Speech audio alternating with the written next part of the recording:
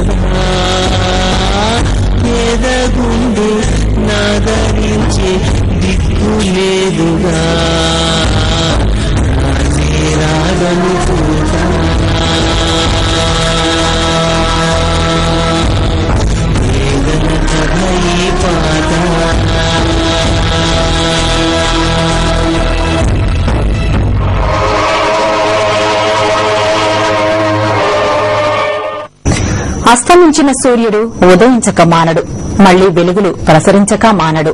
వెన్నెల కురవనప్పుడు, అమావాస్య చీకట్లు కమ్ముకున్నప్పుడు వెలుగులు చిమ్మే ఒక తోడు కావాలి. వైఎస్ లాంటి ఒక గొప్ప నాయకుడిని పోగొట్టుకుని చీకటి వాకిట్లో నిలుచుకున్న ప్రజలకు ఒక భరోసా ఉందని చెప్తూ వచ్చిన పాట తెలుగునాట ప్రతి గుండెను తాకింది. అండా దండా నేనున్నానంటూ జనంలోకి వచ్చిన జగన్ ప్రయాణాన్ని చెప్పిన పాట అది.